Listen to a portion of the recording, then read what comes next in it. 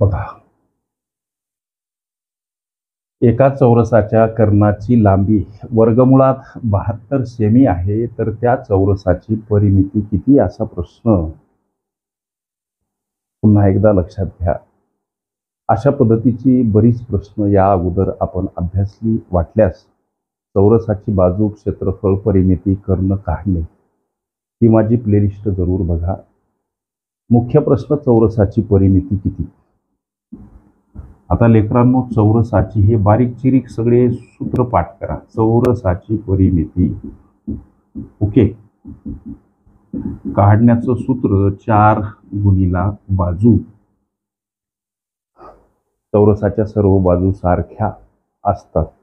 Okay, पण इथं चौरसाची बाजू नव्हे, चौरसाचा कर्ण किंवा कर्णाची लांबी दर्शवली. परिमिती विचारली, काढण्याचं सूत्र 4 गुणिला बाजू. मग कर्ण दर्शवला असता बाजू काढायची कशी, त्यासाठीचं एक सूत्र आणखी. ओके, जसं की चौरसाचा कर्ण काढत असताना सूत्र आहे बाजू गुणिला वर्गमुळात 2. कर्ण किंवा कर्णाची लांबी दर्शवली ती चौरसाचा कर्ण या भागामध्ये मांडा, बाजू गुणिला वर्गमुळात 2. ओके, आता या वर्गमुळात 72 किंवा 72चं वर्गमूळ काय निघत नाही. मग काढायचं कसं सर. 72चं वर्गमूळ निघत नाही, मात्र 72चे अवयव पाडल्यानंतर 2 पदामधील एका पदाचं वर्गमूळ 100% निघते. जसं की आता वर्गमुळात ते अवयव पाडा. 36 गुणिला 2. ओके, समोर बाजू गुणिला वर्गमुळात 2. या 2 पदांपैकी एका पदाचं वर्गमूळ निघते.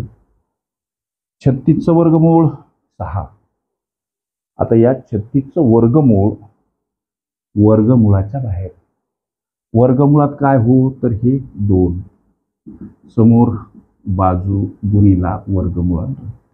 आता या वर्गमुळात 2चा प्रवास 6 वर्गमुळात 2 सोबत परस्पर विरुद्ध बाजूने येताना हे वर्गमुळात 2 इकडं भागीला स्वरूपात, समोर बाजू वर्गमुळात 2 वर्गमुळात 2 कॅन्सल. 6 हे उत्तर आहे सेंटीमीटर मध्ये, म्हणजे त्या चौरसाची बाजू 6 सेंटीमीटर. चौरसाच्या सर्व बाजू सारख्या असतात म्हणून 6 × 24. पण सूत्राचा अवलंब करू. 4 गुणिला 6 सेमी, 6 × 24 सेमी ही त्या चौरसाची परिमिती. ओके, प्रस्तुत प्रश्नाचं उत्तर पर्याय क्रमांक C मध्ये दर्शवलेलं आहे.